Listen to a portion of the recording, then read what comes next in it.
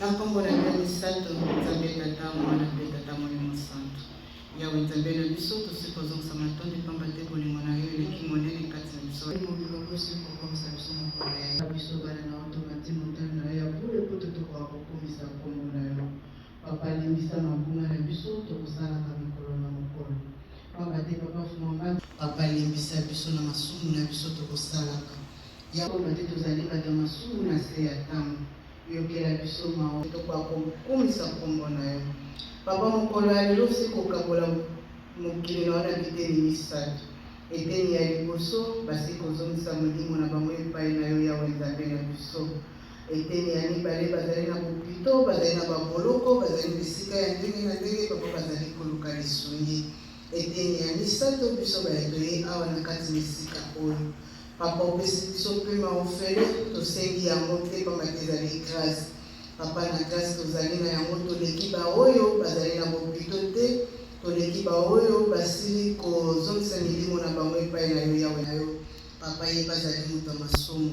Tika tokoka kolata ye, telema na makolo na ye, loba na monoko na ye, po ete akoka kolendisa biso tokoka kobika na yango mokolo ya suka. Papa azali konsanto osengaka masi. Amen. Jusqu'à 10e psaume de David, 111, verset 9 jusqu'à 10. Ceux qui tozui, tokotana na komba tata, ya mwana pe tata Molimo Santo. Il a envoyé la délivrance à son peuple. Il a établi pour toujours son alliance. Son nom est saint et redoutable. La crainte de l'Éternel est le commencement de la sagesse. Tous ceux qui lui observent ont une raison saine. Sa gloire subsiste à jamais. Au nom du Père et du Fils et du Saint-Esprit. Tokoyoka banzembo lokola bakora ebomisi biso na mokola lelo. Ewa bakendi tusumwa munzayai mengama mematalu mabubuka panalukulu mukuma kyangelombe wa bakendi tusumwa munzayai mumenga matalu la kudila babo ganani lenda bana mwana mukulenza yai umenga matalu la kudila babo ganani lenda bana mwana ndi mukulenza yai bukudilumu menga matalu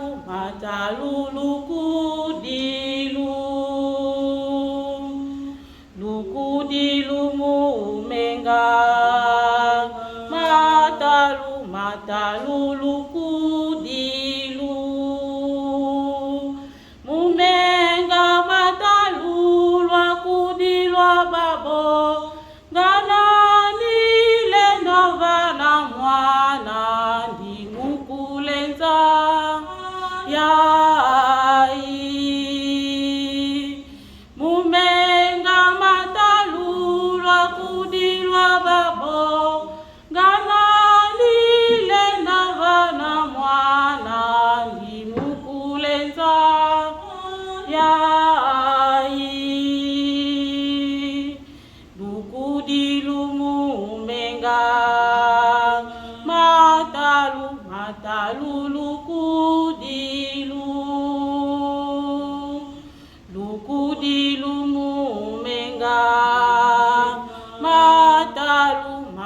matalulu kudilu.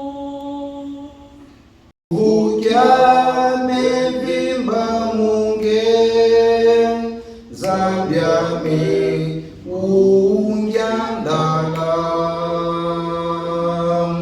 tata unsundisa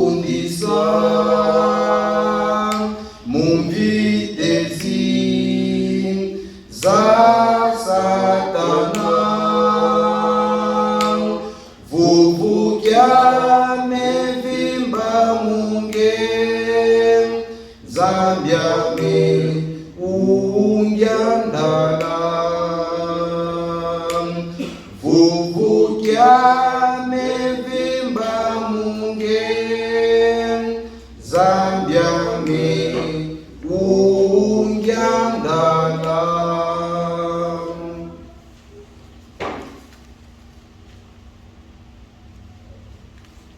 tokozwa lisusu mokanda tata nzambe na maboko na biso tokende kotala na mokanda ya mitano ya papa Moïse pour Deutéronome. Tokotala na kati na mokanda na biso ya Deutéronome 5 du premier verset au 21e. Deutéronome 5 1 jusqu'à 21e. Soki tozui tokotanga na komba tata ya mwana ape tata Molimo Santu. Moïse convoqua tout Israël et leur dit: écoutez Israël, les lois et les ordonnances que je vous fais entendre aujourd'hui. Apprenez-les et mettez-les soigneusement en pratique. L'Éternel, notre Dieu, a traité avec nous une alliance à Horeb. Ce n'est point avec nos pères que l'Éternel a traité cette alliance. C'est avec nous qui sommes ici aujourd'hui, tous vivants. L'Éternel vous parla face à face sur la montagne du milieu du feu. Je me tiens alors entre l'Éternel et vous pour vous annoncer la parole de l'Éternel, car vous avez eu peur du feu. Et vous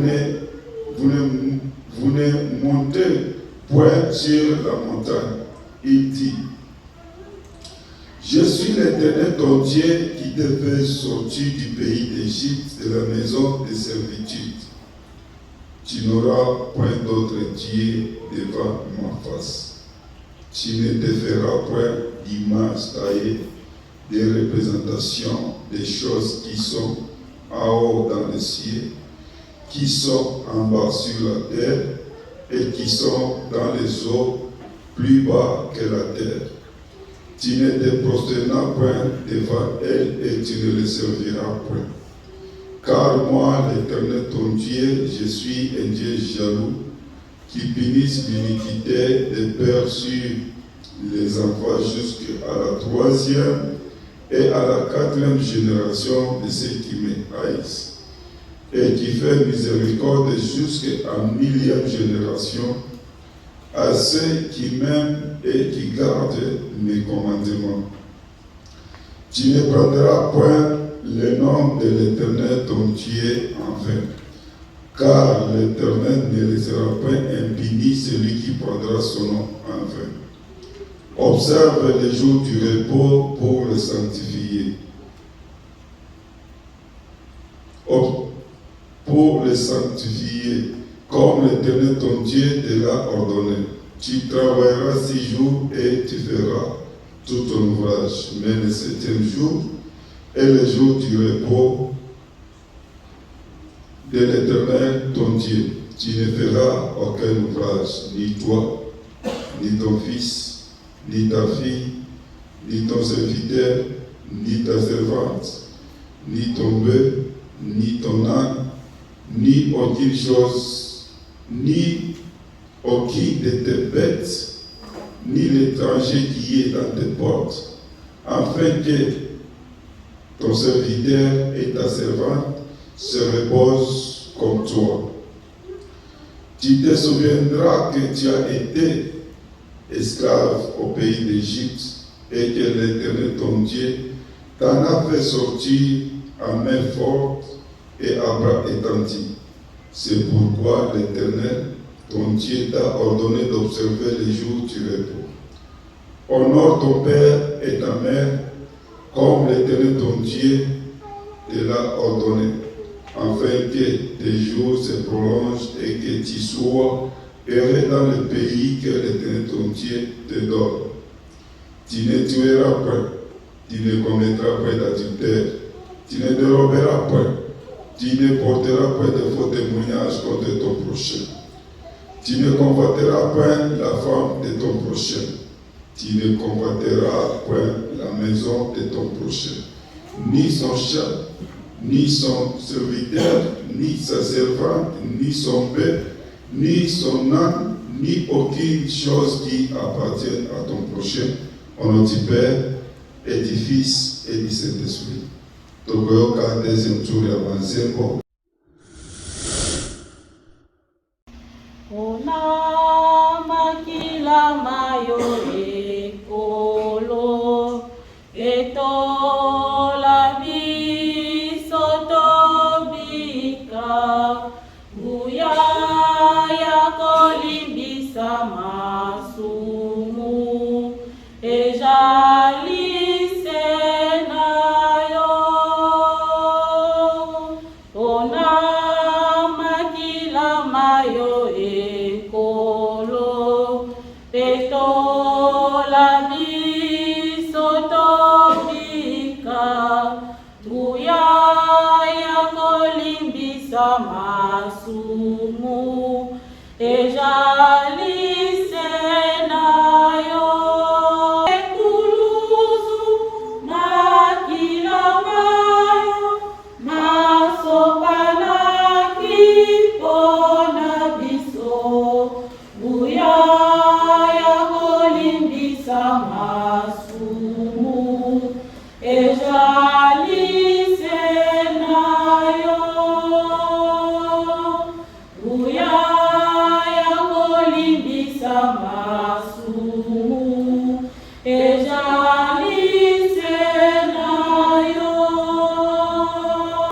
Masopana kipona biso buya ya kolimbisa masumu ejalise nayo. Buya ya kolimbisa masumu ejalise nayo.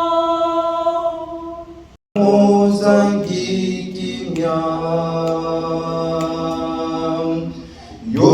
yokelangai mawana byangama lisusu mwana wayo nazwa esika onda kona yo.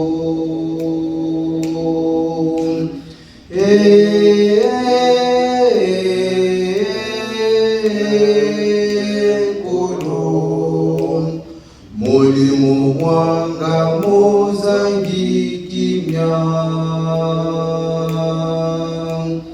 yokelangai mawana byangama lisusu mwana wayo nazwa esika onda kona yo. Kolobate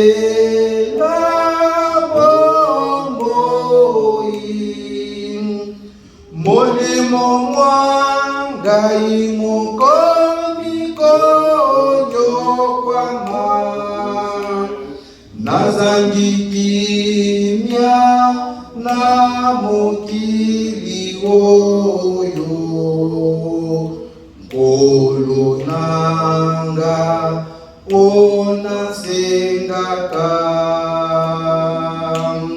nazangi kimya na mokili oyo ngolu nayo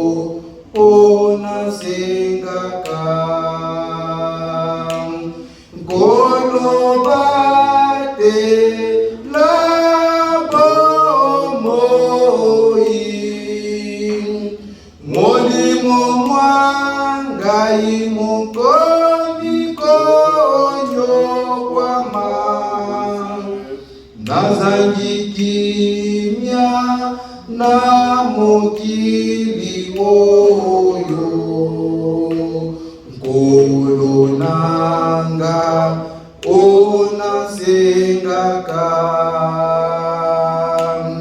nazangi kimya na mokili oyo ngolo nayo ona sengaka ngolo bate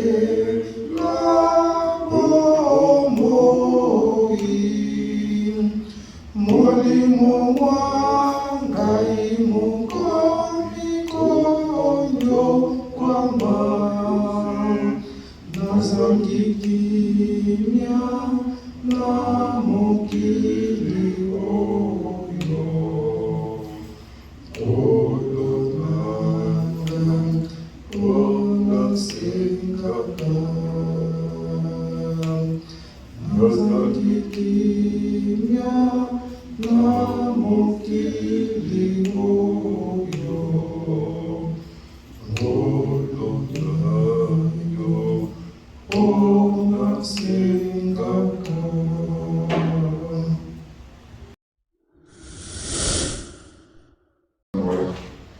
Kimya eza te lisusu na kati ya mokili partout makila ya bana bato ezali kotangama partout crise ezali na Afrique, Europe, Amérique, Asie na Océanie, kimya eza te. Ba-hôpitaux bato batondi baza malade, bamosusu bazali ata moya kokende hôpitaux obi atakisi. Na prison bato batondi ebele aka innocent oyo bayebi te nyonso wana ida kutima Joseph kati au ndani ya Mungu Simoni Kimbangu Kiangai. Heshima, baraka, utukufu ikurudilie kule juu mbinguni, kwani sisi hapa tunakuwa tena leo hiyo kupiga magoti mbele ya uso wako. Tunakuita, tunakulilia mwenye nguvu, mwenye uwezo na mwenye baraka. Sisi wakosefu tunatenda dhambi usiku pia hata mchana. Kwa hiyo tutakuomba msamaha. Baba, usiangalie makosa na madhambi mimi na kutendea usiku na mchana. Baba yangu, angalia hata kidogo na kutumikiaka kuhusu uendelee kupokea kilio chetu, ombi yetu wala malalamiko yetu kwa muda na wakati kama hiyo. Baba, tupatie nini? Unajua na unatambua magumu na matatizo yetu. Wewe unasema katika miandiko yako takatifu kama kweli kabla hujaomba mimi nishajua yenyewe unataka kuomba. Na ndio kwa hiyo tunakurapele, tunakukumbusha wewe Baba yetu Mungu, kumbuka magumu, mateso uliona kwenye msalaba ya Golgotha kwa Yesu Kristo. Baba Simoni Kimbangu, kumbuka mateso uliona pale Kasongo. Kumbuka ngizi walikuwa wanakufunga masheni kwenye miguu. Mungu wetu Baba yetu, kumbuka ikisi uliona magumu, ulipikiwa fimbo save kudevue, ukaona magumu na mateso 30 wala 13 na boloko pale Kasongo. Kuhusu ya sisi, kuhusu ya mimi na wandugu, tupate kwa leo tujulikane katika dunia wala ulimwengu mzima. Baba yangu, usiangalie mateso Mungu na wetu wenyewe uliteseka na ile magumu wewe uliteseka, kwani sisi tulikudharau tukakupika majiwe wewe Baba yetu jalungana. Baba yetu kiangeza kumtima, ulitupia majiwe wakudharau ya kama kweli wewe hauko Mungu. Lakini tunakuomba utusamee, utusikilize kwa hiyo wakati. Usitulete kwa amani ndio kutawala na kudumu kule kuesti. Ondosha yote maesprit mbaya kwa shetani yako napangilia kuhusu ya kumiza watoto wako. Baba, tukikuuliza kama kweli bali watu wanafariki kule kuesi, hakuna hata wengine wakibakize Baba. Wewe Mungu na mfano wetu, angalia ngizi ile mateso uliona kweli sisi watu weusi tupate kuokolewa. Baba, utukumbuke, utuletee amani katika ile est. Kwani wao kama gisi wanajikuta katika nyumbani, wanajikuta katika vitanda vya hospitalini. Angalia kazi yako Baba, wanataka contribute kupata kidogo kupitia hata maombi wala hata kipesa, lakini kazi yako inarudi nyuma. Mungu tusaidie na usaidie watumishi wako Baba. Tunakuwa tena mbele uso wako kwa hiyo wakati. Tunaenda ukabidhi wa viongozi wanaongoza watoto wako katika dunia nzima mikononi mwako. Wanakujua na majaribu, ugomvi ni mingi sana. Papa, uwapatie moyo mgumu, wapate kuona kisi gani ya kuresiste. Mungu peke yao hataweza Baba. Wanajikuta na watu wakina na wanaongoza, watu wengine wanakuwa na maasili enda tofauti. Baba Simoni Kimbangu, saidia watumishi wako. Kwani wao wanasema kama ni wao kama vile wajamu wenyewe wanasimama wakati wasikilize kama kweli, wakati ule mwovu shetani wala ule watu wabaya kikuja wapige ngelengele kwa verti, watu wenyewe wanabaki nyuma kuhusu wapate kusikiliza na wapate kuongoza na kutayarisha mioyo zao. Kwa unafahamu wewe Mungu tuongoze, utusaidie, kwani receipt yetu wenyewe ile program tupangilie ipate kukamata receipt itakitu yake lazima. Tunaenda kuachia kwa hiyo wakati wa wetu na wetu watoto zetu wanaishi hapa Marekani, wanaishi dunia nzima, katika Afrika, Europa, Amerika, Asia na Oceania. Baba, uwasaidie. Ona ngisi mafundisho mabaya inakuwa a travers ma telefoni, a travers ma computer, a travers kwenye shule unapoenda, wa mwalimu, wa rafiki wanajikuta na maesprit mbalimbali mabaya, wanatawa implike ndani ya watoto zetu kuhusu wapate kupotesha alama na baraka ile uliwapatia Baba. Acha wapate kuchunga watoto zetu. Tunajua kama kweli walikuwa muda mrefu hapo bado wabaenda kwenye shule, lakini mwezi kesho wataanza shuleni. Mungu upate kuwasaidia. Wakati wataporudi wapatie akili, elimu kuhusu yote atafanya Mungu, kwani ni wao watakuwa viongozi wa kesho. Nikikumbuka vizuri tena katika maandiko matakatifu, wakati watoto wadogo walikuwa wanajitayarisha kuja kwako kwa wewe Bwana Yesu Kristo, watumishi wako waliwazuia waende kabisa. Watoto wako wanatumika makazi, pesa ni ndogo, mshahara ni ndogo. Mungu wanakuwa na susua kuongeleka kwa kazi yako, lakini wanajikuta katika na vitu vya kulipa ni mingi sana. Bariki watoto wako, multiplie Mungu wetu masale. Wanatafuta makazi, Mungu watafutie, wasaidie wapate makazi.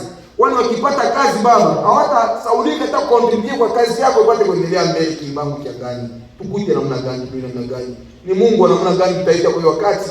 Tunajua kama kweli wandugu wa kale walikuwa wanaitaka Mungu wa Abrahamu, Mungu wa Yakobo na Mungu wa Isaka, lakini leo tunaita Mungu wa Yakobo hapana, wala Mungu wa Abrahamu wala Mungu wa Isaka. Leo sisi tunaita ni Mungu wa Kisorokele Lukeli Shamba Danieli, Mungu wa Jagungana Kiangani Paulo Salomo, pia Mungu wa Tiangenda Kundima Joseph. Na njoko wakati tuko mbele uso wenu Baba. Ni nani ule mtoto anaomba mkate baba yake atoshe lijua mpatie? Wala mtoto anaomba samaki baba atoshe nyoka mpatie?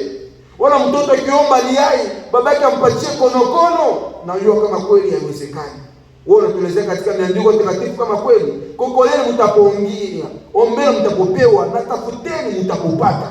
Ni kweli. Tunaaminia kama kweli, tunaomba, tunadilia Mungu mzima, yote tunakuelezea unayasikia. Acha haya machache Mungu na baba yetu ibarikiwe, itukuziwe kuwezo majina matatu matakatifu, kwa jina Mungu Baba, Mungu Mwana, pia Mungu Roho Mtakatifu. Tunaendelea kuomba muda wote, wakati wote, milele na milele. Amen.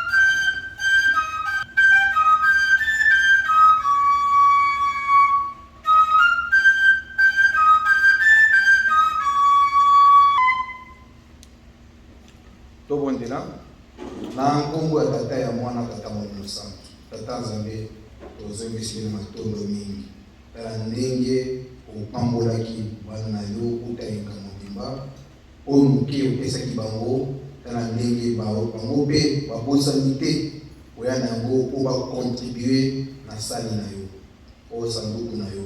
Papa, pambola bango zongisa place oyo mbongo edimi mpo bakobakisa ye kokotonda simene koya bakoka kopesa mingi koleka oyo.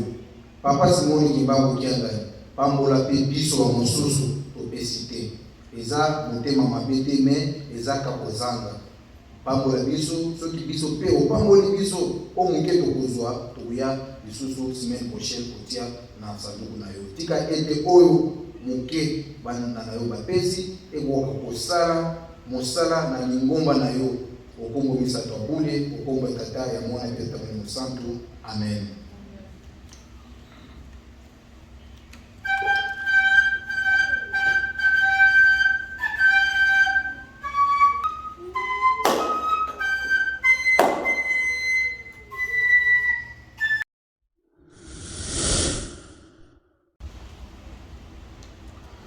na komba tata ya mwana mpe tata Molimo Santu. Baye toyaki nsima tobandaki na mokanda na biso ya Psaume 111 verset 9 jusqu'à 10. Tolekaki na mokanda na biso ya Deutéronome 5 1 jusqu'à 21. Sikasika tokozwa lisusu mikanda na biso na maboko tokotaka na kati na mokanda ya Matthieu 6 33. Matthieu 6 33. Et puis tokoleka tokende na mokanda na biso ya Deutéronome 28 1 à 10. Deutéronome 28 1 à 10. Tokobanda na mokanda na biso ya Matthieu. Soki tozui tokotanga na komba ya tata ya mwana mpe tata Molimo Santu.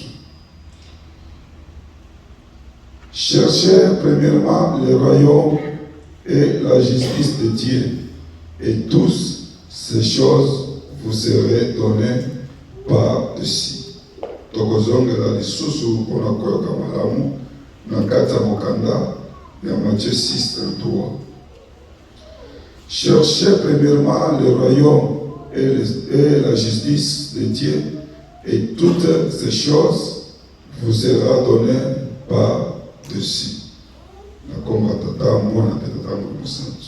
Tokoleka na mokanda na biso ya Deutéronome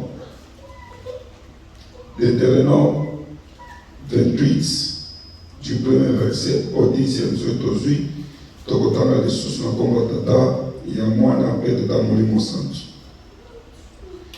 Si tu obéis à la voix de l'Éternel ton Dieu, en observant et en mettant en pratique tous ces commandements que je te prescris aujourd'hui, l'Éternel ton Dieu te donnera la supériorité sur toutes les nations de la terre.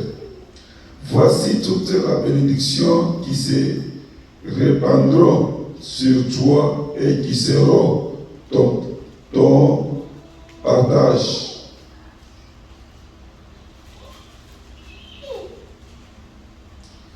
Lorsque tu obéiras à la voix de l'Éternel ton Dieu, tu seras béni dans la vie et tu seras béni dans les champs. Le fruit de tes entrailles, le fruit de ton sol, le fruit de tes troupeaux, le porte de ton gros et de ton menu bétail, toutes ces choses seront bénies. Ton corbeil et ta ouvlèche seront bénis. Tu seras béni à ton arrivée et tu seras béni à ton départ. L'Éternel te donnera la victoire sur tes ennemis qui se lèveront contre toi. Ils sortiront contre toi par un seul chemin, et ils s'enfuiront devant toi par sept chemins. L'Éternel ordonnera à la bénédiction d'être avec toi dans tes grenières et dans toutes tes entreprises. Il te bénira dans le pays que l'Éternel ton Dieu te donne. Tu seras pour l'Éternel un peuple saint, comme il te l'a juré, lorsque tu observeras le commandement de l'Éternel ton Dieu et que tu marcheras dans ses voies. Tous les peuples verront que tu es appelé du nom de l'Éternel et ils te craindront au nom du Père et du Fils et du Saint-Esprit. Pour la gloire de la mukanda na biso, tokobondela. Nakoba tata ya mwana pe tata molimo santu. Nzambe na biso, Nzambe lola, Nzambe ya mawa. Ya solo, nga papa yosho na telemi liboso ya basantu na yo. Ce n'est pas dire que nga na yebi ebele koleka bango. Katikati ya bango, ezali na basavant, ezali na badokter, ezali na baintellectuel ya ndenge na ndenge. Kasi mpona bolamu na yo kopesinga opportunité na telemi na liboso na bango pour que tous se partage liloba na yo. Esika kuna bakomaki mokanda oyo nga papa yosho nazalaki te. Kasi na bokasi na yo moko tata molimo santu papa Simon Kimba salisa biso pour que oyo sikokola na kati ya mokanda oyo euti epai ya biso te, kasi ezala ya yo. Utilize ngai lokola instrument na yo simple. Papa Simon Kimba longa biso ba distraction, longa biso mpe makanisi ya ndenge na ndenge oyo koyela biso na motu pour que ete biso distraction toyoka liloba na yo te. Tiango nyonso mosika tosengi kimia, tosengi présence ya baange nio baza katikati na biso, na yo moko aza katikati na biso, na komba tata ya mwana pe tata molimo santu. Amen. Papa, mama kibandiste lokola komesano ya lingomba na biso. Lelo oyo ezali mokolo ya yenga. Mokolo oyo yo na ngai toyaka kokumisa tata Nzambe. Toyaka kokumisa tata Nzambe mpona nini? Puisque toyebi azali mokeli na biso. Puisque toyebi azali kobundela biso. Azali koepargne biso na makambo ndenge na ndenge. Na reconnaissance wana yango oyo na ngai toyaka esika oyo mpona kokomisa tata Nzambe. Mingi toyaka na kati na eglise eza lokola habitude, kasi ezaka habitude te. Ntango tobimaka na ndako totikaka bamisala na biso, na bango tozali kovanda tokataka bapongi na biso toye koluka tata Nzambe. Ezali na ntina pour que mokolo suka yo na ngai tobika, pour que mokolo suka tozwa lifuti kitoko na miso ya tata Nzambe. Kasi mingi lelo na kati ya mokili toyaka na eglise na ya koluka mwasi, kasi na eglise mwasi azalaka te. Nzambe nde apesaka mwasi oyo apesaka mobali. Lelo na kati eglise toyaka pour que tozwa mituka, toyaka pour que tozwa misala. Na kati eglise mosala ezalaka te oyo mituka ezalaka te, me Nzambe nde apesaka biso bénédiction. Soki totamboli ndenge ye moko alingi apesaka biso bénédiction wana. Mokanda ya papa David au psaume mingi tobelaka yango psaume de David. Oui, ceci. Pourquoi tobelaka yango psaume de David? Si longtemps baécrivain ya lettre baza ebele, ou bien bayembi ya nzembo baza ebele, mais lokola papa David ye moko azalaki moyembi monene, batumbiwaki banzembo nyonso na kombo na Yesu adiza psaume de David. Na kati ya psaume de David ezali na verset na chapitre mibale. Moko ekumisaka Tata Nzambe, moko ezalaka ya prière. Soki azali na likambo, azali na bitumba, azali kokende quelque part, Papa David abanda kosenga Tata Nzambe. Na retour na ye, Papa David abandaki kokomisa Tata Nzambe. Ndenge nini Tata Nzambe abateli ye, de Tata Nzambe abundeli ye, akendaki na kimia, azongi na kimia. Wana ezali loyebo Papa David abanda koyemela Tata Nzambe. Na génération na biso oyo, Papa Simon Kimba azwi banzembo apesi biso. Lokola Papa David abandaki kosala, apesi biso banzembo poke tobanda koyembela ye, kosanzola ye. Pourquoi toyembaka mingi banzembo na église na biso? Banzembo na biso soki tozali koyemba, lolenge ba ange bapesaka biso banzembo wana, bango moko bakitaka bazala na biso.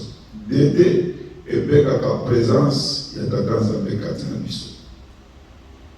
Toyokaka banzembo makura bayembelaka biso awa, ezali banzembo ya mawa, ezali banzembo ya esengo, ezali mpe banzembo ya lamentation oyo toyembelaka Tata Nzambe.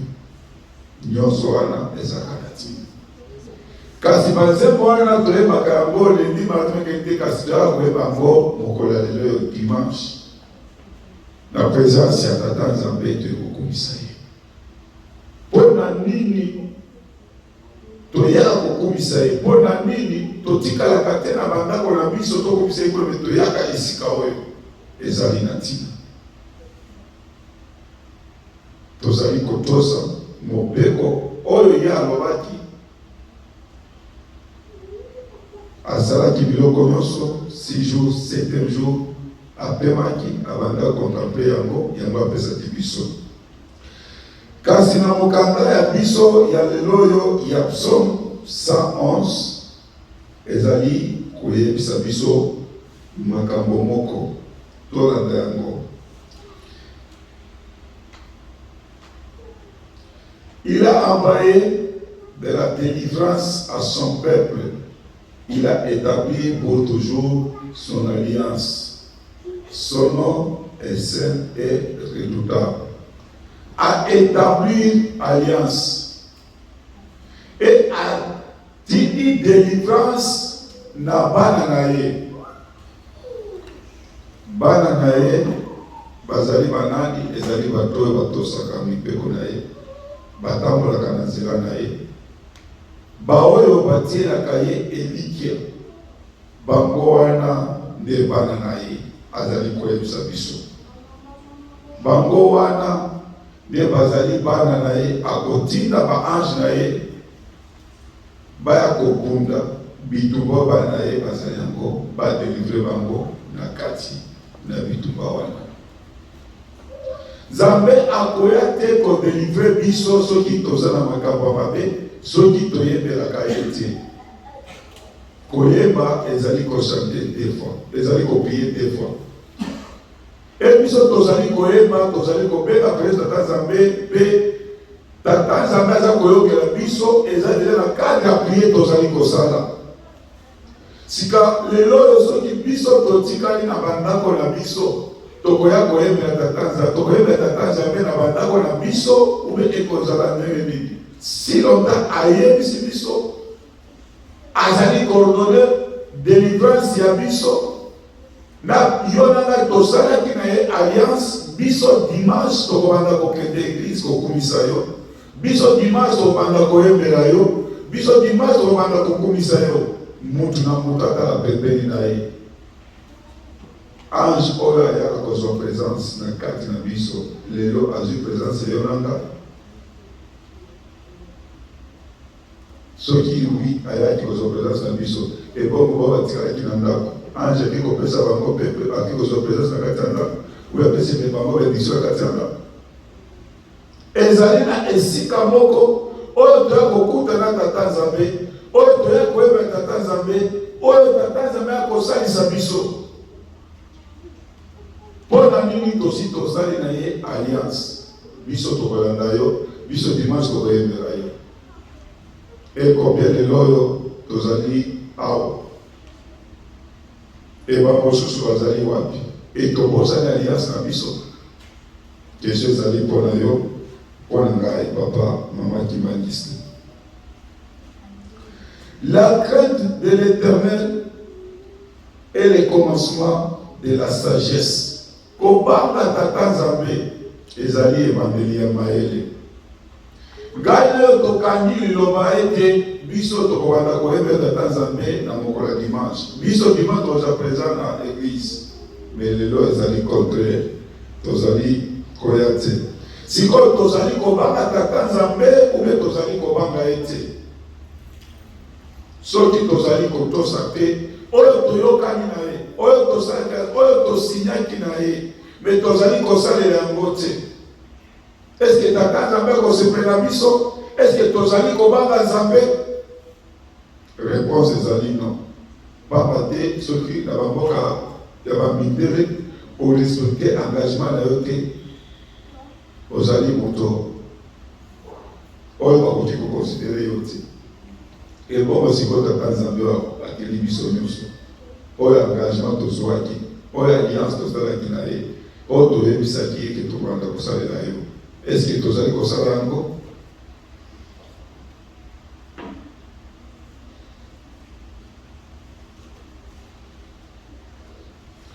Moukanda ezali koyeba sa biso. Tous ceux qui l'observent ont une raison saine. Sa gloire subsiste à jamais. Gloire à tata nzambe ezali mone. Pour la baye nyonso bazali kolanda ye. Pour la baye nyonso bazali kotosa ye. Papa mama Kimangisi, Bible ezali koyebisa biso na kati ya biso. Ndenge nini biso tokorespecte alliance tozali na tata nzambe. Ndenge nini tata nzambe aya kodelivre biso, aya kobundela biso. Pona nini? Pona alliance tosalaki na ye yango wana tata nzambe akobundela biso. E soki biso tozali korespecte yango te, nzambe akozala pembeni na biso te.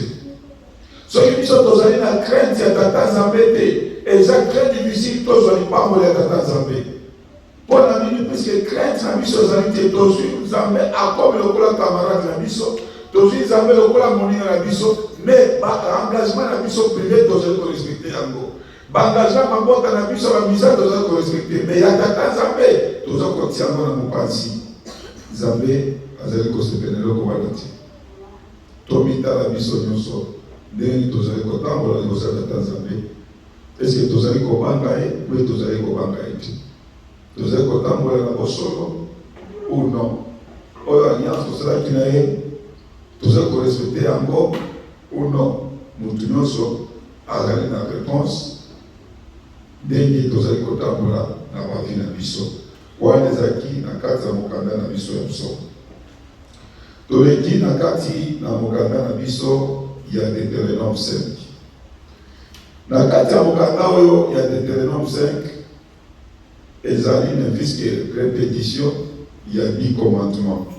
Tata nzambe amonaki ete apesa bana Israël 10 commandements.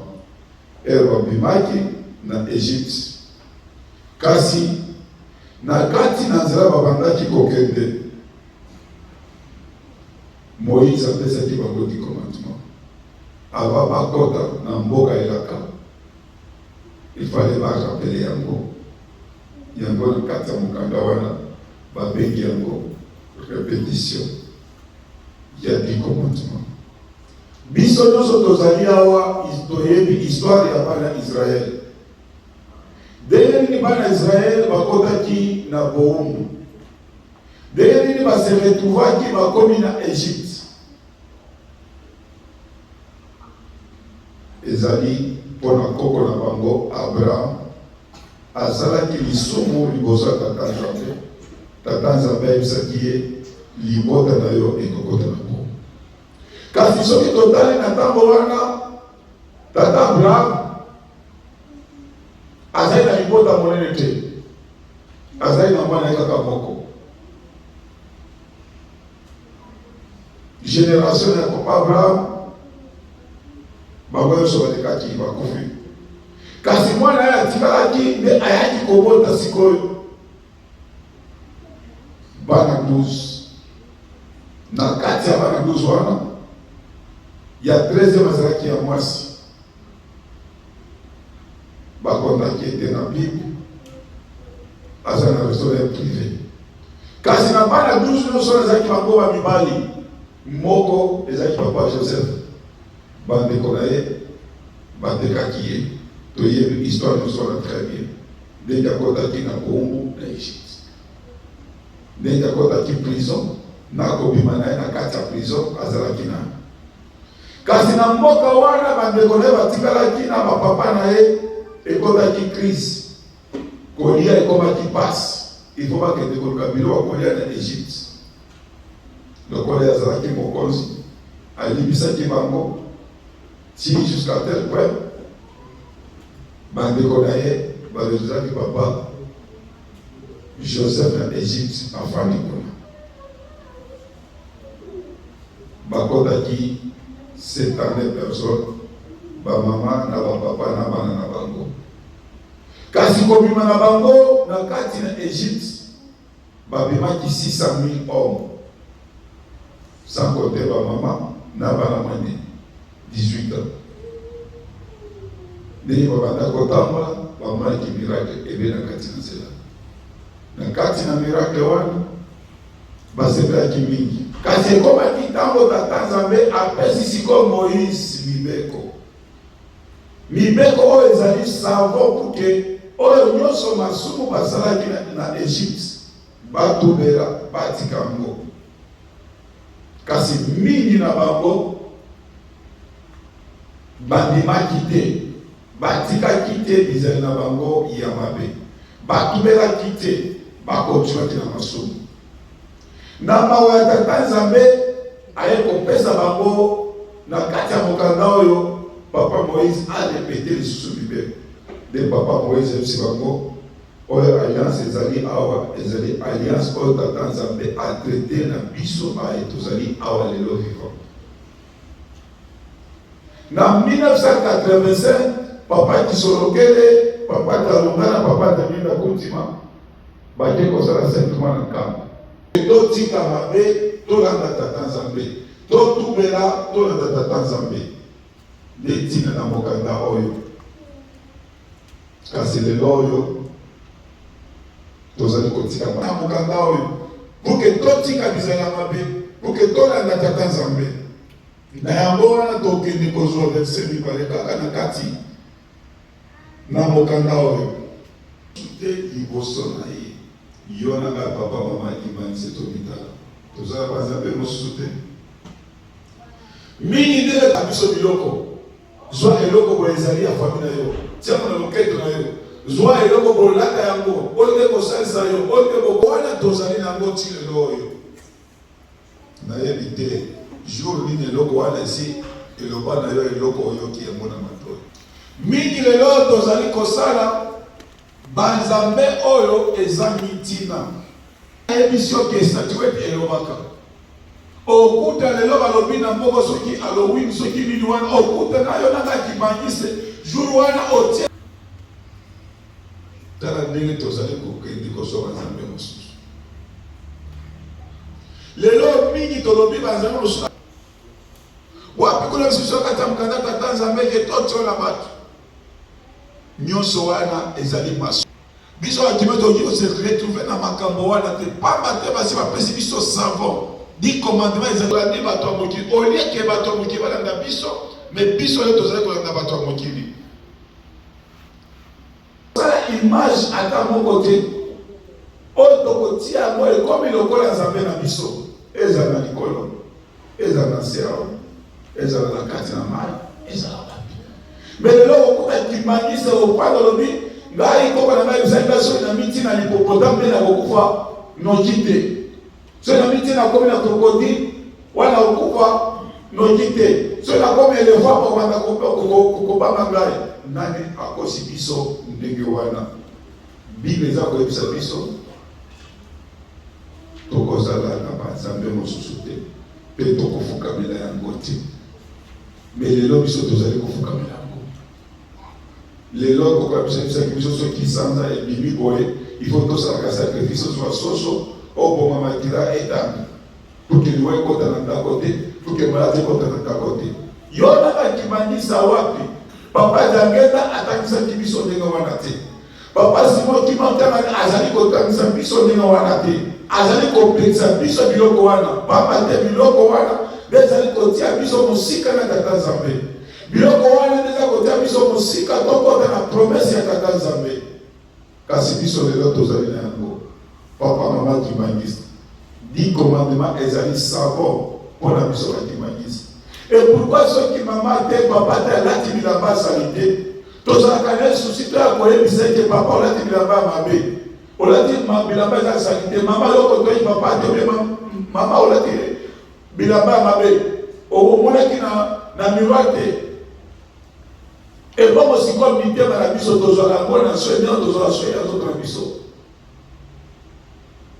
Lelo tozali kopanda na yebi te soki eza na mutu lelo na klima lelo moto alalaka du matin au soir akoti douche te mpona nini tosukola nzoto na biso ezala bien tozala bon santé ebongo sikoyo mitema na biso tosukola yango ndenge nini tosukola yango ndenge nini tozali kozwa swa ya nzoto ebongo molimo na biso ezali ndenge nini ezali pasi papa mama ikima soki tozali ya banzambe ya bapaya soki lelo oyo tozali na kindoki tozali kotambola yango sikoyo na kindoki wana na mayele ya Tata Molimo Santo okotambola yango esika moko ndenge nini tokozala basava ndenge nini Nzambe kosala biloko ya monene kati na biso ndenge nini si ota toza na mabe oyo eza kati na biso tochange. Ezali ntango bazali kopesa biso kochange. Ezali ntango biso totika makambo mokili tolanda Tata Nzambe pour que tozwa lipamboli mokola suka tobika wana ezali kati ya mokanda na biso ya Deutéronome. Toleki na kati na mokanda na biso ya Matthieu 6:33. Matthieu 6:33 eyebisi biso nini? Cherchez premièrement le royaume et la justice de Dieu, et toutes ces choses vous seront données par-dessus. Bible eza koyebisa biso toluka nano bokonzi ya lola emanso etikali ya kopesa biso. Papa mama kimangisi totala ndenge lelo oyo bakiti eza polele ezala bato te bato bake wapi toke koluka royaume de Dieu ube toke koluka misala na biso. Lelo tozali korespecte misala na biso ya bonzoto koleka oyo ya Tata Nzambe. Bible ezali korekomande biso toluka nano Tata Nzambe. Pourquoi tokoluka Tata Nzambe? Soki Nzambe apesi biso pema te tokende mosala te. Soki Nzambe lelo oyo autorisé Satan kokata makolo na biso okende mosala te. Soki lelo oyo Nzambe apesi biso te tokomana Nzambe tokende mosala te. Soki lelo oyo Nzambe akati mokano na ye yo oza na ngai na kati ya mosala liputa biso kozala nini? Me ayebisi biso toluka nano bokonzi ya lola. Tokoluka bokonzi ya lola ndenge nini? Ezali kotika masumu, ezali kolanda ye, kotosa ye, kosala misala na ye. Yango sikoyo ye akoya kobenir biso pamba te biso tozwi totie liboso, pamba te biso totie misala totie liboso. Yango wana sikoyo ye akosepela na biso ndenge na kati ya mokanda kusoma yebisaki biso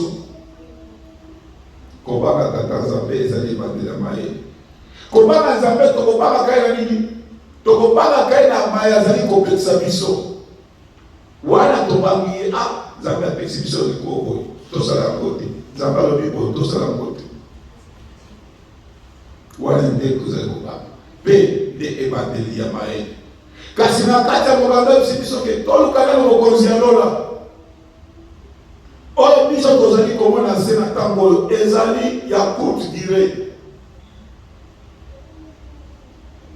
Jour tokobima na mokili oyo tokozonga esika tokotaki kuna nde tokozwa lifuti ya libela. Soki oza na chance nde toza na chance tokozwa lifuti ya libela ya esika kitoko. Mais soki toza na malchance toza na biloko epesa biso kati ya mokanda ya Deutéronome 5 wana tokozwa lifuti mpe ya libela ya pasi.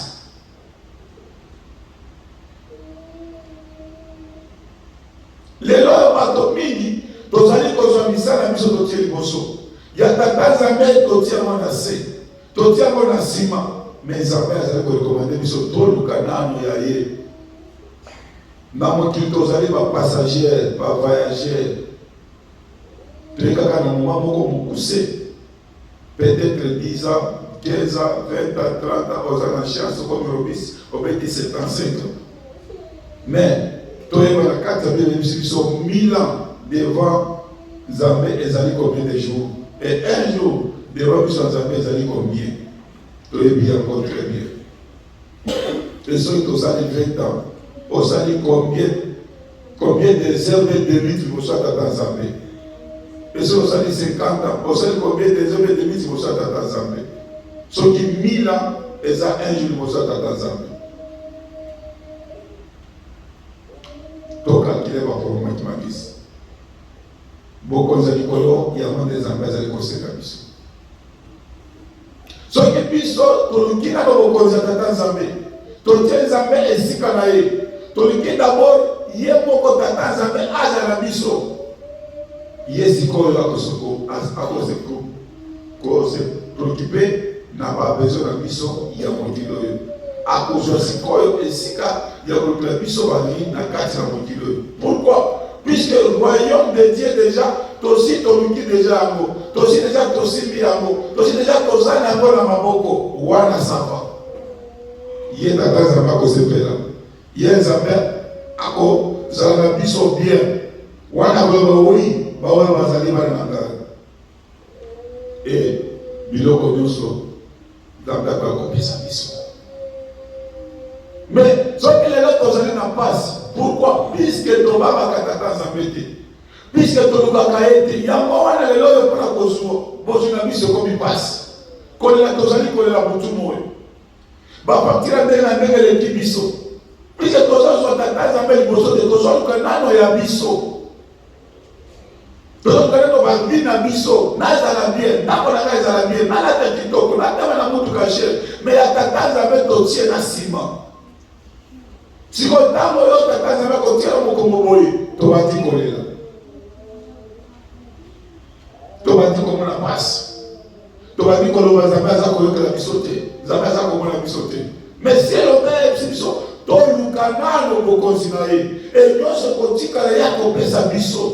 Mais lelo oyo tosaka projet tozwaka basheke na biso jamais omona biso tokopesa tata Nzambe oyo te nazwaki so topesi bi topesaka $20 $30. Par contre, $50 wana nde ebele tozwi d'abord tosala babezo na biso e naza babile ebele e naza boye ya biso totia yango liboso. Mais ya tata Nzambe totia yango na nsima.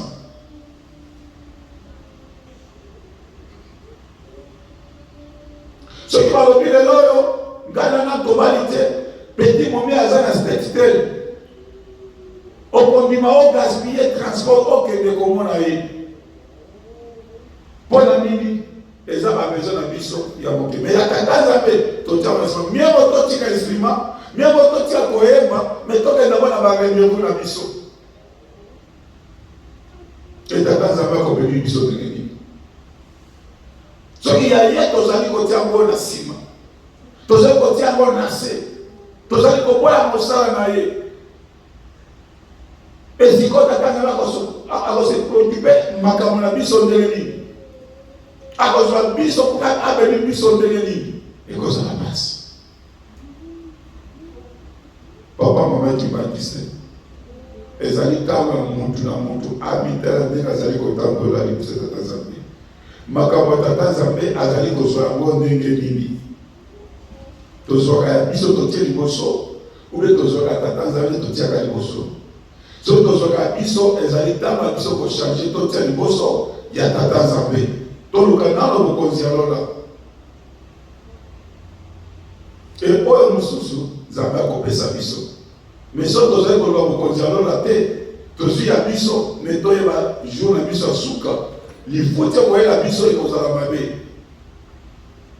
Peut-être tokoluka na se na moya awa tozwi eloko te toyebi kokufa koyo tokei tozali mpe kokota na nkembo ekozala pasi mpona biso. Donc ezali ntango bapesi biso ya koluka na bokonzi ya tata nzambe oyo ya biso nzambe akotala mpo na nsima wana eza na kati ya mokanda na biso ya martir. Toke na kati ya mokanda na biso ya Deutéronome 28 eyebisi biso nini. Si tu obéis à la voix de l'Éternel ton Dieu, en observant et en mettant en pratique tous ces commandements que je t'ai prescrits aujourd'hui, l'Éternel ton Dieu te donnera la supériorité sur toutes les nations de la terre.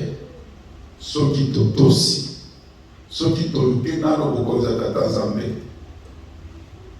Tozwi yango sikoyo nakoya sikoyo na biso tata nzambe sikoyo kosalela biso nini yango aza koyebisa biso soki totosi liloba tata nzambe tomettre yango en pratique toobserve yango bien tata nzambe akozala pembeni na biso mpe akose preocupe na biso akopesa biso tokozala bato minene na kati na mokili oyo. Akosala biso tozala bato monene de souci ya tata Simon Kimbangu azali kosenga biso kutu moi posa na ezali nini tozala bato monene torekipere 3/4 na biso kasi na oyo tozali kozala mabe ndenge nini akopesa biso 3/4 wana ndenge nini tokodirige mokili oyo soki biso moko makambo ya mabe tozala yango lelo bakotia ministre ya finance lelo avant qu'il soit 24 on comme déjà milliardaire. Ce matin comme président de l'Oyo, on peut ça mokili. Basi nous sommes mokili à kozala yo. So vous allez moi si mon bana ko respecter dans ta côté. Wala teta kaza bazali komoya. Wala déjà kosala biso pas freiner biso tozwa 3/4 na biso te. Mais tata zame kata mukana na ya de nos actions tokozala bato minene akotia biso likolo mais soki toza d'abord na bokonzi ya lola bokonzi ya lola ezali nini eza moto azali kotosa biloko ya tata nzambe azali kotamba na nzela ya solo yango wana lelo soki okofi ube tokofi tokende pa ya epamba te nzela na biso eza déjà bien préparé et soki toza déjà bien préparé spirituellement ata bapesi biso bokonzi awa na moi tokodirige yango na bobangi ya tata nzambe puisque nzambe aza kati na biso. Mais ça va passer sur le conseil na moi na oyo makambo mabe ya kindo tozali nango moi to dirija moi ko za pe to kendo ko sansa zambe na banzambe bisusu papa mama dimangiste. Voici toutes les bénédictions qui se répandront sur toi et qui seront ton pâturage. Toute la ndenge basota bénédiction ozambe ayebisi biso nde nakopesa biso nde akosopa yango na kati na biso soki totosi ye. Lorsque tu obéis à la voix de l'Éternel ton Dieu, tu seras béni dans la vie et tu seras béni dans les champs. Soki totosi mileko ya tata nzambe misala nyonso yo nanga tokozala béni. Eza na kati na mboka ndo nde tozali kokwanda eza na kati ya bilanga na biso bilanga lelo mpo na biso batofanda na États-Unis toki kobe yango na eza na kati ya basosiété na biso lelo soki tota na États-Unis nyonso mobima kibangise nani aza na izini nini ezangi biso kozala na izini mpo na nini nzambe azali kotala biso soki napesi bango bakokima ngai soki napesi bango bakosambisa yambela te soki napesi bango bakozala orgueil moya apesa biso eza lisusu te azali kotala biso kaka biso Et le nom c'est qui m'a dit ça ici na yo moto alibosa kwa kobundisa yo ndeko na yo kibandisi to momaye asa accident kufa asa boyasa abandi ko tia makala ndeko na yo kibandisi mais ce qui tozali ko tosa mibe kwa tata Nzambe so tosi ko prépare biso yo so mitema na biso Nzambe akopesa biso akobeni biso na kati na mboka akobeni biso na kati na bilanga na biso akobeni biso na misala na biso nyonso tozali kosala ye akobeni biso pamba te tosi tobongisi deja nzela na biso pamba te royaume des cieux tosi toprépare deja yango pamba te tozali kotama na mobali ya tata Nzambe tozali na sagesse mais soki tozali kotosa biloko nyonso wana moyen tata Nzambe apesa biso bénédiction na ye ezali pasi. Le fruit de tes entrailles, le fruit de ton sol, le fruit de tes troupeaux,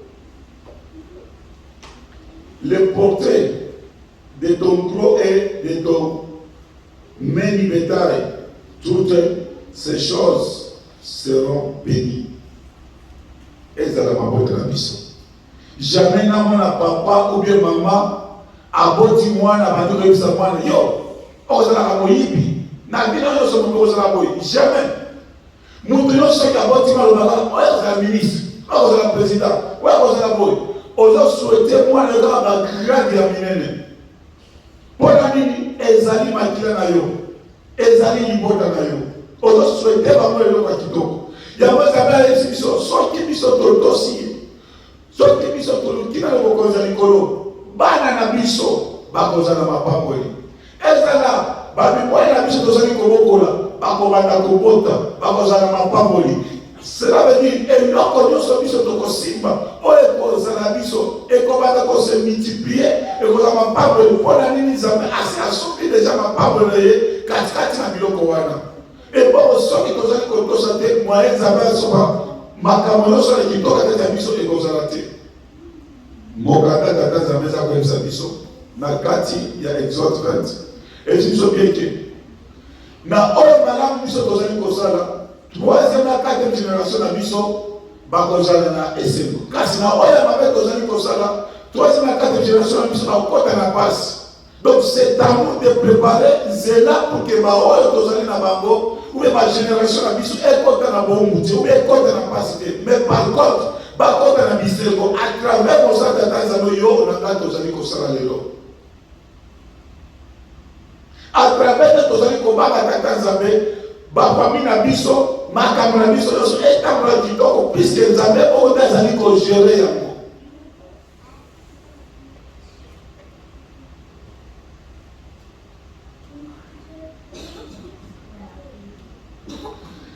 Bible ezali koyebisa biso tu seras béni à ton arrivée et tu seras béni à ton départ. Partout il y en a qui sont béni. Elles ont béni, elles ont béni. Il y a solo tout là kalokola batu akufi. Tu es bakati. Mini basa la chance, bamana ka peut-être na bandoto. Comment va pas te libérer par accident? Basa ni boy. Mais pour ça mettre tata Nzambe a épargné yo dans pepe wana. Mpona nini yebo baza koassume sécurité na yo na biloko na yo nyonso tata Nzambe aza kogarde yango. Mpona nini puisque oza kotambola na mibeko mpona puisque oza koloba nano bokonzi na lora oza koloba nano présence ya tata Nzambe na vie na yo yango aza kosécurize makambo nyonso ezala kokende na kozonga okozala beni. Monsieur Komana a quel moment après la dernière vraiment avec comme des chasses dans le local pour la suite dans le local pour la sali ni ni yo sera tata Nzambe azali pembeni na yo tata Nzambe azali ko sécuriser yo mingi beto ngajaka eza na avion eza na mituka ni ne sala kate pour que avion eza accident c'est pas dit que ce total en avion beto za na sécurité par contre eza même liwa ya mabe ko le liwa nyonso. Mais totabala na nyonso wana Nzambe asekirizaka biso totabala na babato Nzambe asekirizaka biso mituka nde koloba te. Même à pied, totabala Nzambe asekirizaka biso pamba te biso tozali kolanda mai azali korekomande biso esikoyo soki biso tozali kolanda te ye tata nzambe moye aprotege biso ekozala te akotika biso me na kati ya mokanda ya Deutéronome ayebisi biso soki toluki mokonzi ya lola na kati ya bandeko ayebisi biso depana arrive na biso ya kobanda kosekirize yango ekozala maboko na ye tokozala béni. La bénédiction peut-être c'est pas dit que quand on suit un loco, attaque au Kenya, qui n'a causé la Kina, et ça bénédiction dans Tanzanie.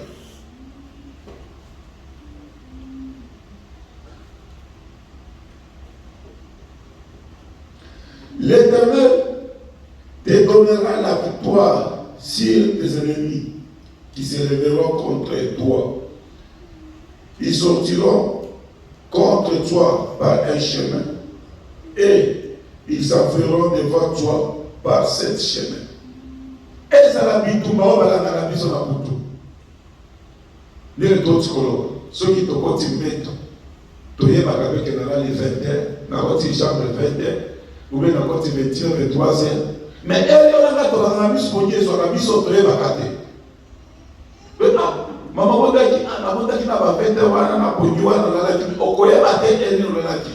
Kasi kule tolaka tozala na bitumba ebele pe etolaka Nzambe atindaka ba ange na ba kokarde biso ba épargner biso ba yaka tozaka sous sécurité ya tata Nzambe ata biso protection na azako fulika biso na sama poko na ye pour que ba mabe ba komona biso te ba kosala biso kama mabeti eza na butu eza na moto tozaka na ba ennemi babundisaka biso motumoi ndenge yo nanga tosambelaka baela papa pesa biso tokenda kodéranger monde de ténèbres na bango bango mpe bakotika biso te balandaka biso mikolo nyonso nyonso mais bazali koyesa kobundisa biso yo nanga toza na kati ya bolingo mibeko misala yo nanga toza na présence ya tata Nzambe moyeba zwa biso ezalaka te bayaka bango nyonso na nzela moko kasi kozonga na bango Nzambe ayepanaka bango bazonga na cette chemin. Pourquoi bazonga na cette chemin? Parce que Nzambe azali bebe na biso mpe aza kote na biso Nzambe nde moto azali kobundela biso yango wana bakimaka ndenge wana esikoyo biso soki toza na kati na masumu ndenge tata Nzambe akokimisa baennemi na biso na cette chemin c'est impossible baadversaire na biso bakozwa biso.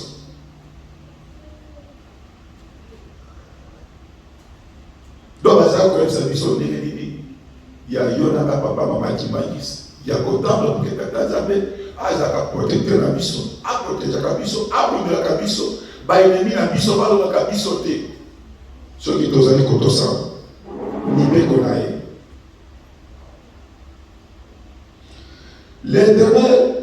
L'Éternel ordonnera à la bénédiction d'être avec toi dans tes greniers et dans toutes les entreprises. Il te bénira dans les pays que l'Éternel ton Dieu te donne. Et si quand si on a pas de Nzambe akobénir biso. Accordonner bénédiction, yaye et la biso partout. Na misala na biso, na ba compagnie na biso, Nzambe accordonner et la biso. Soki tozali na mibeko, tozali na bolingo, tozali na misala. Kasi soki tozali na biloko wana te, moyen Nzambe aordonner bénédiction na ye et la biso ezali pasi. Et quand la biso ata mokete. Tu seras pour l'Éternel un peuple saint, comme il te l'a juré, lorsque tu observeras les commandements de l'Éternel. Au Kozala saint. Soki toto simile kwa tata Nzambe. Soki tota boli na nzela so. Wana Nzambe akobénir biso. Et soki lelo biso bakimangiste, tozali kolela mawa, mais tozali na Nzambe. Et loko wana comprendre yango te. Biso tozali na Nzambe. Tomoni ye. Mingi pe topesi liboko. Mingi pe tofaki na ki tosoli na ye. Mais toujours la réponse que pourquoi on se pose pas de questions là. Pourquoi tozali béni te pourquoi? Biso tozali na mabe. Yo na ba tozo ke ngaba ko osala ba papa ozala kimotino yo otiki yango na premier poste ndenge papa kobenili biso yo na tofuka mpe toza kobenga papa oza likambo na moto otubeli te ndenge eza ba kobenili biso ndenge lifi na biso ekozala kitoko. C'est difficile. Et lorsque papa sa kokota apesa biso bénédiction akota sa mitema na biso eza makambo mabe garçon nazwi na kolenga moninga na nga azwa te ndenge papa kobenili biso. C'est difficile. Donc, elles ont une question, il y a un engagement de changer. Pour que la bénédiction de la Zambé, et comme la biso, tous soient, bon, mais moi, la Zambé, ça prépare pour la biso, pas la biso, pas la biso, mais quand il y a la biso, il faut tout préparer pour la biso. Pour que les Zambé aient la biso, il faut tout préparer pour la biso. Tout ce qui est la cambouillon, il y a la bé, tout la bé, il y a un mode de trouver la bénédiction de la Zambé. Mutu na mutu abitala ndenge nazali liboso ya tata Nzambe azali kobanga tata Nzambe ndenge mokanda biso oyebisaki biso ese tozali koluka kokomisa lola ndenge mokanda ya mati eza koyebisa biso ese bénédiction ya tata Nzambe tokozwama na biloko mabe toza na yango et notre Dieu est capable de nous bénir. Il est prêt à nous bénir. Mais si quand on tozali na yango yango azali koempêche tata Nzambe abénir biso aénumere biso soki ya babénédiction akopesa biso. Mais pour que bénédiction na écoute pas à biso, il faut que biso to changer tout ça makambo ya mabe ya ko bénédiction na biso tokozwa yango. Lelo yo eza ba question ka to se poser de tozali kotambola liboso ya tata Nzambe. Et pourquoi tozali bénité? Pourquoi tozali koleka passe? Est-ce que bénédiction Nzambe apesa ka bato mususu biso te? Pourquoi tozali yango te? Eza question ko se contrôler koluka na bokonzi ya tata Nzambe. Oyo nyonso kotikala ye moko akopesa biso na oyo akopesa biso yango aye konimera na kati ya mokanda Deutéronome 28 ayebisi biso biloko nini ye akopesa biso wana nde tozalaki nango na ntongo lelo tosisi bongo na komba tata ya mwana mpe tata molimo mosantu amen. Totelema tokota na au nom du Père et du Fils et du Saint-Esprit. Notre Dieu qui est en Kamba, que tu sanctifié, que tu reviennes, que ta volonté s'affaisse sur la terre comme au ciel, ton nom parole de ton Père de ces jours. Pardonne nos offenses, que pardonne à ceux qui sont offensés, ne laisse pas la tentation. Mais délivre-nous du mal, grâce à toi, qu'appartient l'autel, la puissance et la gloire, au nom du Père, et du Fils et du Saint-Esprit. Amen. Je veux lancer pour la tenue.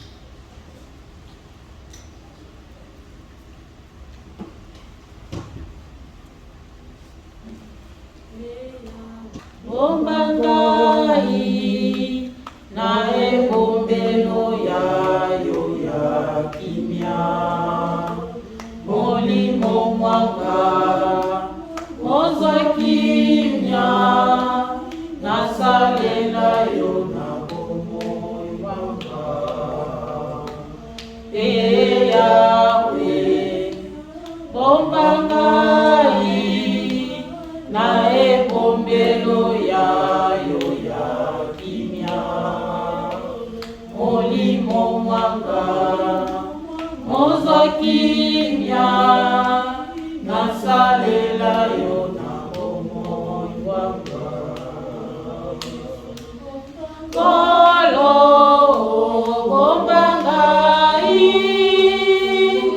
kolo bombangai nanzela etondi nzube pona koma na mboka yayo ya bule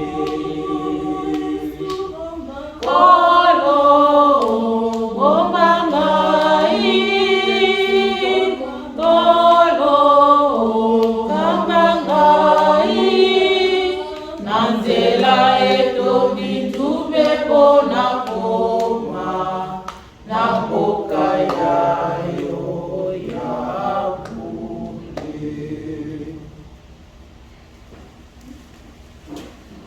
Salvador bakomunike na makambo mosusu ya lingomba ndenge ezali kotambola yango tokosenga na batambwisaka biso ya parti sociale baleka liboso mpona kontinue na programe wana.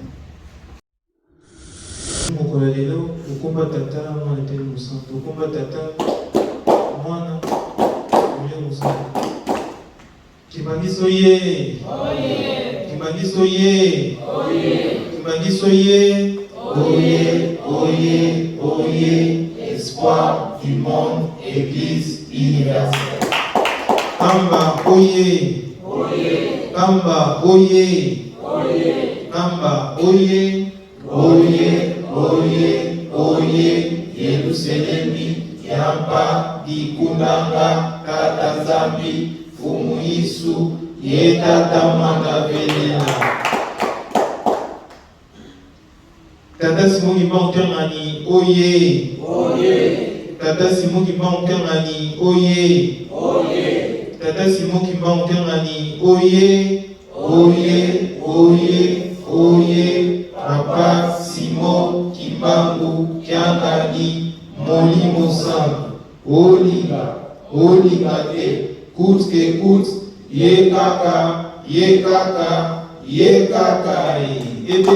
Ebeto Bien Toza Nzambe na biso Ebeto Bien Toza Nzambe na biso Ebeto Bien Toza Nzambe na biso Ukumbu tata mwana peni Momo Santo lelo toza dimanche ya le 31 juillet 2022 mutate biso lelo et azali diacre chargé ya azali diacre responsable na biso ya paroisse ye kombo na ye papa Joshua Mukuna ate biso na mikandami ya psaume 111 9 à 10, Deutéronome 5 1 à 21, Matthieu 6 à 33, Deutéronome 28 1 à 10. Bao toekeleta mikanda yango wana peut-être okozonga ndako okende kotanga commentaire pour mateya ezali te wana yo toyokika mateya tobunga tosala bongola suka ezozela biso po tobikisama toleki na bakomunike mpe bopesani mbote aho etali bakomunike ndenge momesano ya lingomba na biso ezalaka tobanda toujours na bakomunike oyo etali nkamba matoi motema nyonso na biso ifo ezala na nkamba tolalaka tolamukaka makanisi ya biso efe ezala na nkamba nkambo elobi nini nkamba esengi nini tobandaka toujours na recommandation mokonzi akule oyo ayebisaka biso bana na ye mikolo nyonso tozala makasi na mabondeli ntango oyo eza ntango ngana yo so tozala makasi na mabondeli ya ntongo tozala makasi na mabondeli ya bangonga tozala makasi na basoirée spirituelle babeko mpe mokolo mayenga oyo ezali lelo so na bangonga peut-être baheure wana ezwala biso tozala na misala nyonso wana nzambe ayebi yango quelques minutes ya mabondeli nzambe akoyoka yo ayebi badifficulté toza na yango so tozala makasi na mabondeli ya ntongo to soirée spirituelle possibilité wana eza te parce que bamoyen ezopermettre te tosala mabondeli ya ntongo mpe basoirée spirituelle peut-être mpe beko mais mokolo mayenga tozangisaka te parce que eza le seul jour oyo biso tozala nango oyo tokutanaka tosanganaka mpe mpo ete tokumisa tata Simon Kibankangani so tokosanga mokolo mayenga te atosalaki samedi na butu sacrifice wana nyonso nzambe ayebi yango déplacement na yo banani na kuti awa malage to carburant na yo nzambe ayebi ndenge akofuta yo so tolembaka te soit toyimayimaka te mpona mokolo mayenga toza na $10 papa oyo topesaka chaque fête oyo minene tozala nango tota koleka fête to tozali nango ya le 8 juillet tozotendre vers fête na biso ya le 12 octobre so ngana yo tokomisaka déjà $10 ya papa oyo topesaka na chaque fête oyo minene tozala nango na église toza na 3000 francs ya papa oyo ekoma kopesama chaque dimanche so biso awa 3000 francs ezali converti na $5 so bambonga nyonso totindaka yango directement après kilt totindaka yango donc oyo nyonso topesa parce que ezali important oyo nyonso wana ba 3000 francs topesaka ba 5 dollars ekontribuaka mpe na tintani. Donc tolembaka te eza mosala nzambe. 5 dollars chaque dimanche. Toza na 5000 francs oyo papa asengaki na chaque fidèle. Toconvertir yango awa na 10 dollars. Toconvertir yango awa na 10 dollars. So bambongo wana nyonso soki tosangisi yango tokotinda yango na Kinshasa. Ntango papa ye moko akoya kuna na Kinshasa ne bakosala tintani mpona ba 10 dollars wana ya chaque fidèle. Na tintani ozala pe par famille 200 000 francs par famille, ou soit 200 000 ozala bato oso opesi 200 000 oza na droit ya ozwa trophée.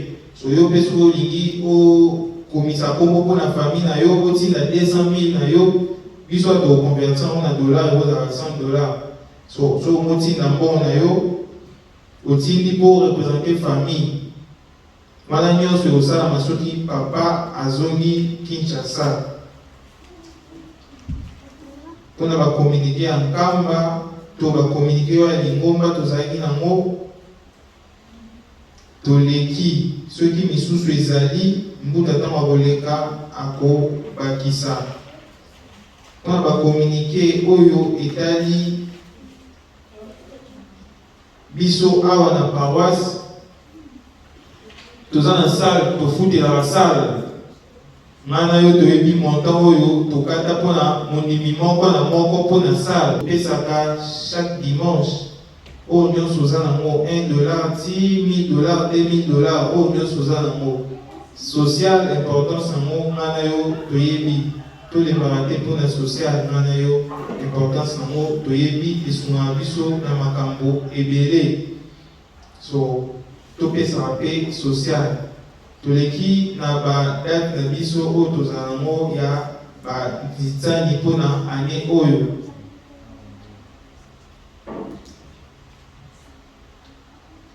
Le 21 août toza na titani ya basidi.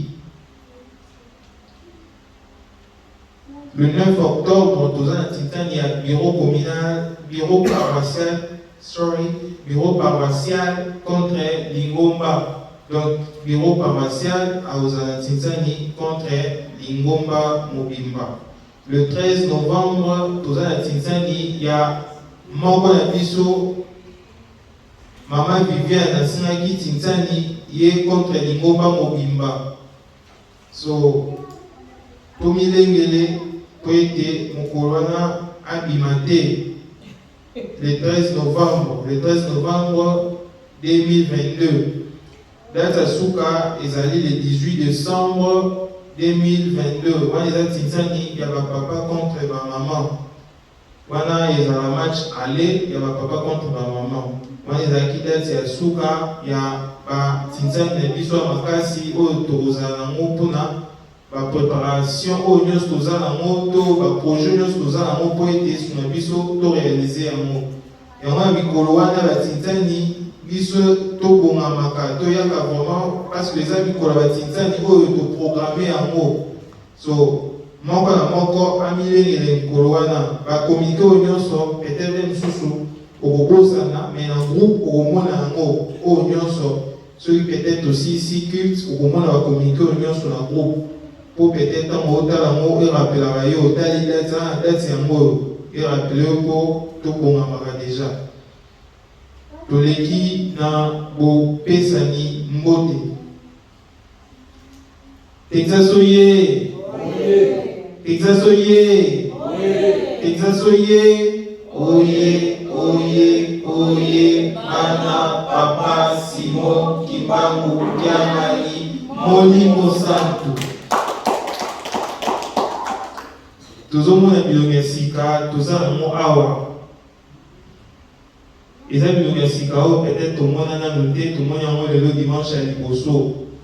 So bato mosusu bazomituna yango oyo baza banani bapaya to banani.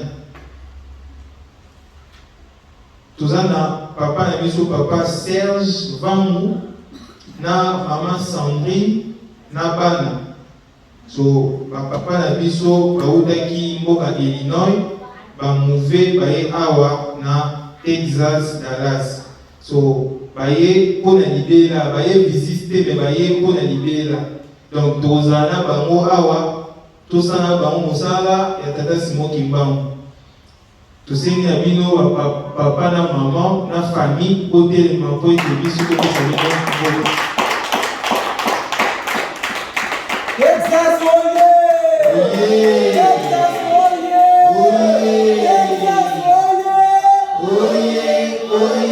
Oye, bana papa Simon Kimbangu Kiangani Moni Mosanto.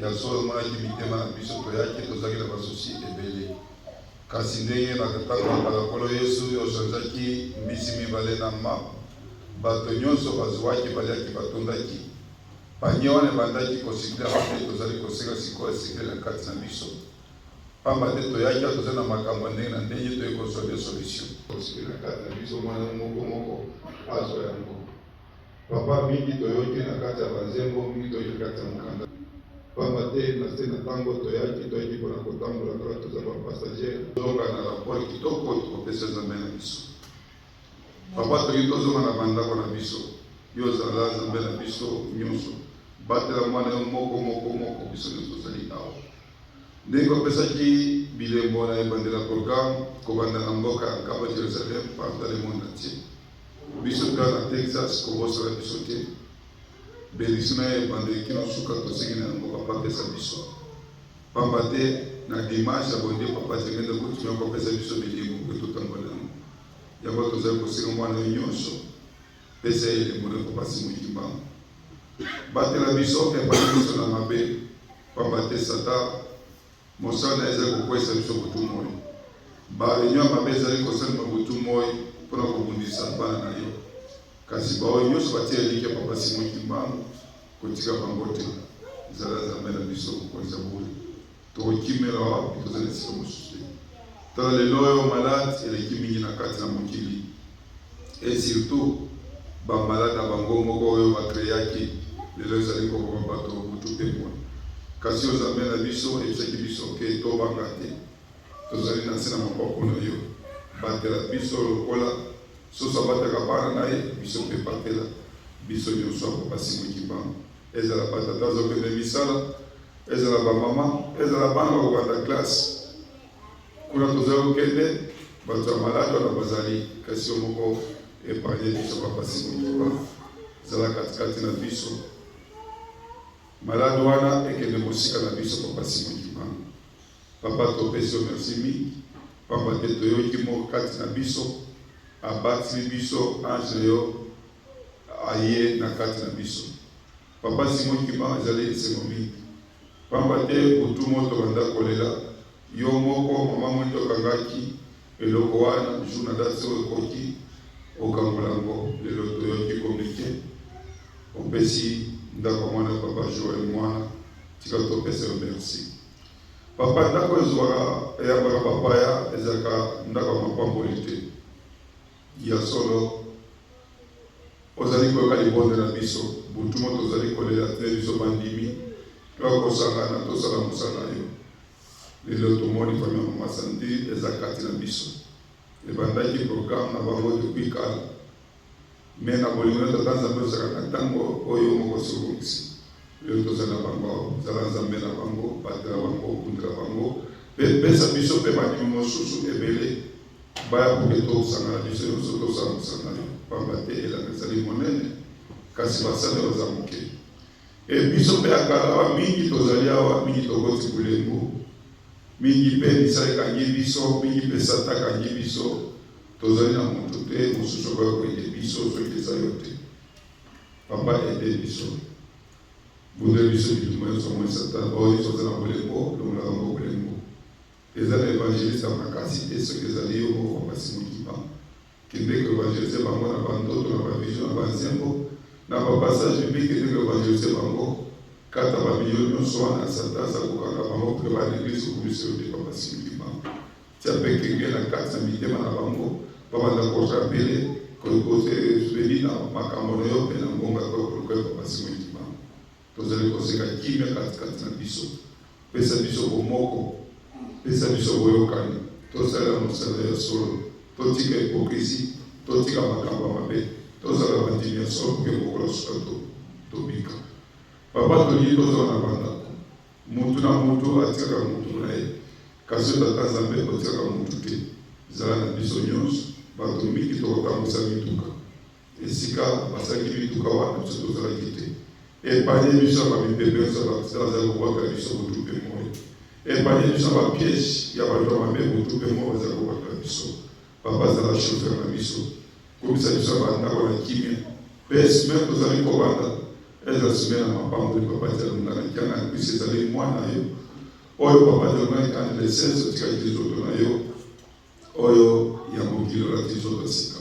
donc ezali mwa ya mapamboli yango tozali kosenga na mosala biso likamwisi na bamisala na biso pesa biso misala kitoko baoyo mpe baza misala te pesa bango misala kitoko biso tosala poke tozwa mbongo soki tozwi mbongo tokakotoma na yo mokamba Jerusalem na esika tozali kosala tobongisa ngo ezala kitoko papa azala nzambe na biso nyonso kotika biso te lobela biso ntango nyonso pesa biso maili kitoko toza mosala mokende liboso na komba tata